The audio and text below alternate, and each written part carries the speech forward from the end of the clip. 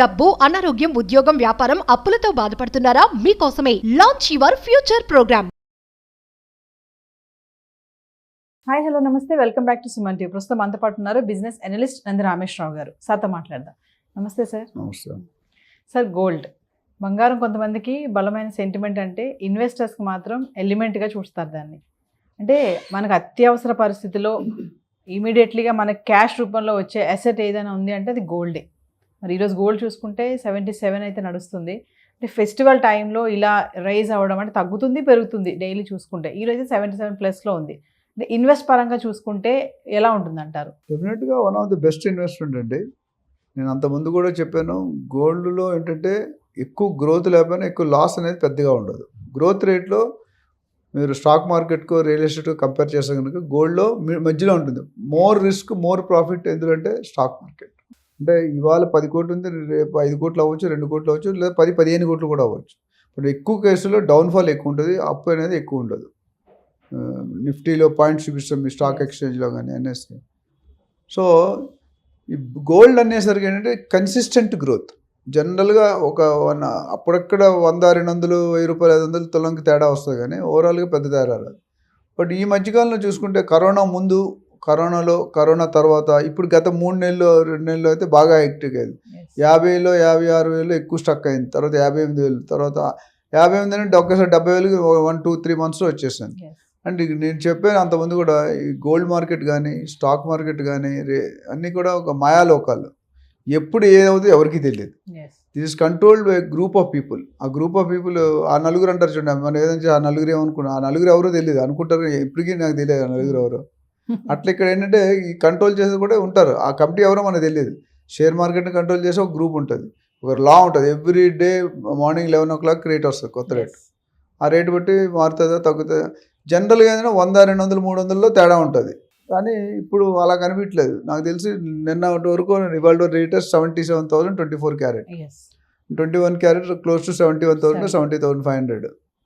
So ఎక్కడికి వెళ్ళిపోయాం? ఈ లెక్కను చూసుకుంటే నాకు తెలిసి ఇదే విధంగా పెరిగితే నెక్స్ట్ 2 years 3 yearsలో 1,00,000 టచ్ అయ్యే ఛాన్సులు కనిపిస్తున్నాయి. గోల్డ్ ఇలా పెరగడానికి తగ్గడానికి రీజన్స్ ఏముంటాయి సార్ మామూలుగా చూసుకుంటే? అంటే ఇది యాక్చువల్లీ బులియన్ మార్కెట్ అనేది ఏంటంటే రిజర్వ్స్ ఉంటాయి. ప్రతి కంట్రీ దగ్గర కూడా గోల్డ్ రిజర్వ్స్ ఉంటాయి. మనకు గుర్తుంటే పివి నరసింహారావు గారి టైంలో ఫైనాన్స్ మినిస్టర్ మన్మోహన్ సింగ్ గారు ఉండేవారు. ఆ టైంలో కూడా మనం ఆల్మోస్ట్ ఖజానా ఖాళీ అయిపోయింది. అప్పుడు ఏం చేస్తారంటే ఈ గోల్డ్ అనేది ఎమర్జెన్సీ మాట, దాన్ని రిలీజ్ చేస్తారు. ఇప్పుడు ఒక పర్టికులర్ కంట్రీ లాస్ట్ రెసిషన్లో డబ్బులు లేవు, ఇన్కమ్ రావట్లేదు, గోల్డ్ రిజర్వ్స్ ఉంటాయి, కేజీలు టన్నులు ఉంటాయి.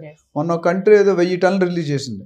అది రిలీజ్ చేసినట్టు గోల్డ్ తగ్గుతుంది రేట్. ఎందుకంటే మన లా ఏంటి, ప్రతి వీడియోలో మనం చెప్పుకుంటాం, when demand is more supply is less rate will be more. When demand is more supply is less rate ఎక్కువ ఉంటుంది. When supply is more and demand is less rate తక్కువ ఉంటుంది. ఎందుకంటే ఎక్కువ అవైలబుల్ ఉంటుంది. ఇప్పుడు ఒకటే దానికి ఒకప్పుడు చూసుకుంటే ఒక ఇల్లు కొనడానికి ఒక మనిషి ఉండేవాడు కాదు. ఇప్పుడు ఒక ఇల్లు కొనడానికి 100 మంది ఉన్నారు. అప్పుడు ఏమవుతుంది? రేట్ ఆటోమేటిక్గా తగ్గుతుంది. సో ఇక్కడ కూడా ఈ కొన్ని కంట్రీలు అవసరమైన గోల్డ్ని ఇంపోర్ట్ ఎక్స్పోర్ట్ చేస్తారు, అంటే అమ్మేస్తారు, బయటికి రిలీజ్ చేస్తారు. ఒక్కసారి 1000 టన్నులు వచ్చింది అనుకోండి, ఇప్పుడు ఏమవుతుంది? సేల్ అవ్వాలి కదా, లేదా ఇన్వెంటరీ బ్లాక్ అవుతుంది కదా, అప్పుడు రేట్ వేరియేషన్ వస్తుంది. One of the reason government reserves ఎప్పుడైతే మనకు ప్రపంచంలో ఎన్నో కంట్రీస్ ఉన్నాయి, 250-300 కంట్రీస్ ఉన్నాయి.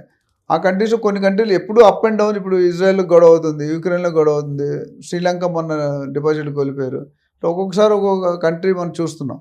వాళ్ళు ఏం చేస్తారు? సర్వే అవ్వడానికి ఏదో చేయాలి కదా, అప్పుడు ఈ గోల్డ్ నిధుల్ని రిలీజ్ చేస్తారు. సో రిలీజ్ చేసినప్పుడు ఆ రేట్లో వేరియేషన్ ఉంటుంది. వార్ యొక్క ఇంపాక్ట్ కూడా ఈ ప్రైసెస్ మీద ఉంటుందంటారు. వార్ కూడా వన్ ఆఫ్ ద రీజన్. ఎందుకంటే వార్ వల్ల ఎన్నో కూలిపోతారు, ఎన్నో అవుతుంటాయి. ఎన్నో బిల్డింగ్లు కూలిపోతాయి, మనుషులు పోతారు, ప్రాణాలు పోతాయి, లైఫ్లు రోడ్డు మీదకి వస్తారు. సో ఇప్పుడు గవర్నమెంట్ ఎంతగానే చూస్తారు. ఇప్పుడు బుడమేరులో అయింది, విజయవాడలో. ఏం చేయగలరు? నోబడీ ఫోర్కాస్టెడ్ కదా, న్యాచురల్ కెలామిటీ. సో దాన్ని ఎవరు ఆపలేరు. మనం దాన్ని ఆపాలంటే కష్టం. సో ఇప్పుడు గోల్డ్ ప్రైస్ ఇలా పెరుగుతుంది కదా సార్, ఇన్వెస్ట్మెంట్ చేసే వాళ్ళకి ఇది మంచి టైం అంటే ఏం చెప్తారు? డెఫినెట్గా మంచి పెద్ద కరెక్షన్. నాకు తెలిసి డౌన్వర్డ్ కరెక్షన్ పెద్దగా ఉండదు, అప్వర్డ్ కరెక్షన్ డెఫినెట్గా ఉంటుంది. అప్వర్డ్ అంటే పెరుగుతుంది. బాబీ 1,00,000 అనేది చెప్పలేం కానీ ఇంకా 5-10 వేలు అయితే పెరిగిపోతుంది. ఇప్పుడున్న నెక్స్ట్ ఇయర్ ఎండ్కో లేదా next financial year start March వరకు అనదర్ 5 to 10,000 ఇంక్రీజ్ అయ్యే కారణాలు నేను చాలామంది గోల్డ్ జ్యువెలర్స్ నా కస్టమర్స్ ఉన్నారు మాట్లాడితే దే ఆర్ ప్రిడిక్టింగ్ అట్లీస్ట్ 80-85 దాకా వెళ్ళిపోతుంది అంటున్నారు. మధ్యలో అక్కడక్కడ గ్యాప్స్ ఉంటాయి. ఓవరాల్గా అయితే ఇన్వెస్ట్మెంట్ చేసుకుంటే ఆల్వేస్ స్ప్లిట్ చేసుకోమని చెప్తాను నేను. డోంట్ పుట్ నేను రియల్ ఎస్టేట్ చెప్పను. Real estate is good, gold is good, అట్లా సిల్వర్ నవడే సిల్వర్ కూడా డిమాండ్ 1 lakh అయిపోయింది రఫ్గా అయితే 1 lakh 1,000 1 lakh 2,000 ఎక్కడ ఉండేది అసలు చాలా తక్కువ ఉండేది. గోల్డ్ గ్రామ్స్లో ఉంటే అది కేజీస్లో ఉంటుంది. సో ₹1,00,000 అది కూడా ఒక అసెట్. మొన్న గవర్నమెంట్ ఆఫీసులో ఎవరో యాంటీ కరప్షన్ పట్టుకున్నాడు, సిల్వర్ కూడా 5 kgs 6 kgs ఉందని చెప్పారు. గోల్డ్లో 1 kg ఉంటే ఇది 5 kgs ఉందంటారు. సో ఇది కూడా ఒక అసెట్, ఇది కూడా రీసేలబుల్ ఇమీడియట్గా లిక్విడేట్ చేసుకోవాలి. 2 రియల్ ఎస్టేట్ కూడా చేసుకుని టైం పడుతుంది, కానీ రియల్ ఎస్టేట్లో ఎక్కువ లాభాలు వస్తాయి. సో అందుకని మీ ఇన్వెస్ట్మెంట్ని మనం స్ప్లిట్ చేసుకోవాలి. కొంత భాగం రియల్ ఎస్టేట్లో, కొంత భాగం గోల్డ్లో, కొంత భాగం మ్యూచువల్ ఫండ్స్లో, కొంత భాగం ఫండ్స్ అంటే గోల్డ్ బాండ్స్ కానీ, FDs కానీ, NSC కానీ, PPF కానీ చాలా ఉన్నాయి. సో 3-4 హెడ్డింగ్లో పెట్టుకుంటే మీకు సేఫ్టీ ఉంటుంది. డిఫర్గా చేసి పెట్టుకోవాలి, ఒక దాంట్లో పెట్టకుండా. ఏది ఒక దాంట్లో పెట్టకండి. మీరు నన్ను రియల్ ఎస్టేట్ అడిగితే రియల్ ఎస్టేట్ నేను అది చెప్పట్లేదు, జనరల్ కామన్ మ్యాన్గా నేనేం చేస్తానో చెప్తున్నాను. మనకు వచ్చే ఎంత సేవ్ చేస్తే ఇప్పుడు అందరూ కోర్టులు ఎవరు సేవ్ చేయలేరు. ఇప్పుడున్న ఖర్చులకి ఎవరు కూడా ఆ స్కూల్ ఫీజులు కట్టి ఇల్లు అద్దెలు కట్టేసరికి అయిపోతుంది మ్యాటర్. సో ఉన్నవాళ్ళు మీరు ₹10 సేవ్ చేసుకున్నా ₹100 ఎంత సేవ్ చేయగలరు. ఇప్పుడు డొనేషన్ ఎంతైనా ఇవ్వని అంటారు, దానికి లిమిట్ పెట్టాడు. ₹1,00,00,000 ఇవ్వాలని అన్నాడు, ₹100 ఇచ్చినా తీసుకుంటాడు, ₹1,00,00,000 ఇచ్చినా తీసుకుంటాడు. మన తిరుపతిలో ఎవరో కొన్ని కేజీలు బంగారు ప్రజెంట్ చేశారు. ఆయన గాలి జనార్దన్ రెడ్డి గారు ఎవరు ఉండేవారు అప్పట్లో కర్ణాటకలో. So what I'm saying is మీకున్న డెఫినెట్గా సేవింగ్ అనేది అవసరం, లేకపోతే షేవింగ్ అయిపోతుంది. మీకు సేవింగ్ లేకపోతే షేవింగ్ అయిపోతుంది. వెండి చూస్తే మరి బంగారంతో సమానంగా అది కూడా ఉంది. వెండి చూస్తే 90+ ఉంది వెండి రేటు కూడా. ఇది కూడా ఎందుకు పెరుగుతుంది అంటారు, అంటే రీజన్స్ ఏమైనా ఉంటాయి? ఇది కూడా అంతేనమ్మా. ఇప్పుడు ఇవన్నీ కూడా నిధులు, ఎప్పుడైతే ఆ క్వాంటిటీ వేరియేషన్ బట్టి మారిపోతుంది రేటు, అవైలబిలిటీ బట్టి. ఇప్పుడు మందలావు అయితే మజ్జిగ పలచనేది సామెత ఉంది తెలుసా. మందలావు అయితే మజ్జిగ పలచనేది. అదే మజ్జిగ రాత్రి ఎక్కడ ఇంటికి వచ్చారు చుట్టాలు, నీకు 5 మంది 10 మంది వచ్చారు, దాంట్లో వాటర్ వస్తే అట్లా ఏంటంటే ఇక్కడ పరిస్థితి బట్టి depending on the situation of the country, situation of the market, situation of the buyer. Recession ఉంటే ఒకలా ఉంటుంది. రెసిషన్లో ఇప్పుడు కరోనాలో ఎన్ని హోటల్స్, కాలేజీలు, స్కూల్ ఎన్ని మూసేశారు. హాస్పిటల్ ఒకటే బాగా బతికాయి, అది బాగా. మిగతా అన్ని కూడా దేవరి especially education institutions very torture వాళ్ళకి. రెంట్లు లక్కీ గవర్నమెంట్ ఏమన్నదంటే 50% ఛార్జ్ చేయమన్నారు, ఇన్కమ్ లేదు కాబట్టి. సో ఈ సిల్వర్ కానీ గోల్డ్ ఎట్లా మీరు టైటానియం వెళ్ళి అవైతే డైమండ్స్ కానీ అది కూడా డిఫరెంట్. ఆ మార్కెట్ కూడా యూ కెనాట్ ప్రిడిక్ట్ చేయలేరు మీరు. ఎందుకంటే ఎప్పుడేమో ఇవాళ ఉండేది రేపు అవుతుంది అని చెప్పలేము, ఇటు పెరగచ్చు తగ్గొచ్చు. నేను మొన్న ఫ్లైట్ టికెట్ బుక్ చేశాను, నిన్న కాక మొన్న బుక్ చేసినట్టు ఢిల్లీకి ₹8,000 చూపించింది. ఇవాళ పొద్దురు చూస్తే 6,500 చూపించింది. అంటే ఎల్లుండి flight. So what I'm saying is అది కూడా మనం ప్రిడిక్ట్ చేయలేం. ఎవ్రీ క్షణం ఊబర్ రోడ్ చూడండి, ఒకప్పుడు స్టార్ట్ చేసినట్టు కిలోమీటర్ ₹3-4 ఉండేది, ఇప్పుడు కిలోమీటర్కి ₹50 పెట్టి తీసుకుంటున్నాం మనం. కళ్ళు మూసుకొని అడగట్లేదు, వాడు అలవాటు అయిపోయారు. లేడీస్ కూడా ఏంటంటే ఇంతమంది హస్బెండ్స్ వస్తే తీసుకెళ్ళాలి పార్టీ, వస్తావా రావట్లేదు, నో ప్రాబ్లం, అట్లా అయిపోయింది. స్విగ్గీ వచ్చింది, అది వంట అక్కర్లేదు, నువ్వు హస్బెండే తీసుకెళ్ళి ఇంట్లో ఉండి ఆర్డర్ చేస్తే వచ్చేస్తాయి. సో దానివల్ల కొన్ని ఇబ్బందులు ఉన్నాయి, సుఖాలు కూడా ఉన్నాయి. ఎక్కడైతే ప్రాఫిట్ ఉంటుందో అక్కడ లాస్ ఉంటుంది ఖచ్చితంగా. సో ఓవరాల్గా gold silver is good investment, but proportion పెట్టుకోండి. మొత్తం అంతా అందరూ ఏ ఒక్క దాంట్లో కూడా మొత్తం పెట్టకండి. మీరు 30,000 సేవ్ చేసుకుంటే 30,000-40,000 సేవ్ చేసుకుంటే 10 పెట్టుకోండి. మేబీ రియల్ ఎస్టేట్ కొద్దిగా ఎక్కువ పెట్టుకోండి. రిటర్న్స్ మీకు స్పేర్ కెపాసిటీ ఉంటే రిటర్న్స్ ఎక్కువ వస్తాయి. 4 yearsలో 5 years డబుల్ అవుతుంది. గోల్డ్లో 4-5 years డబుల్ అవ్వదు.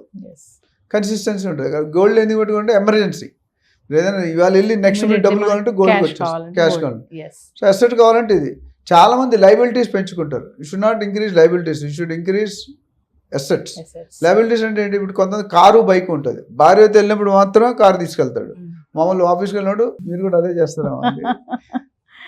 సో నేను అనేది ఏంటంటే అది కార్ ఇస్ లైబిలిటీ. మీరు నెలకు 1 రోజు 2 రోజులు వాడిన దానికి 10 లక్షలు పెట్టి కారు పెట్టి గోడౌన్లో పెడుతున్నారు, గ్యారేజ్లో, which is not yielding any money. అట్లా కొన్ని ఫర్నిచర్స్ ఇవన్నీ కొనేస్తారు. అవసరం ఉన్నా లేకపోయినా ఎప్పుడో సంవత్సరం ఒకసారి 2 సార్లు ఫంక్షన్ చేసుకుంటారు, దానికి ముందే మొత్తం కొన్ని అరాబెట్ చేస్తే ఇన్కమ్ ఉండదు. సో కొన్ని లయబిలిటీస్ వేరు, ఇది మన అసెట్ అనుకుంటాం, but it's car value depreciate అవుతుంది every year 10%. After 10 years car value 0. Thank you.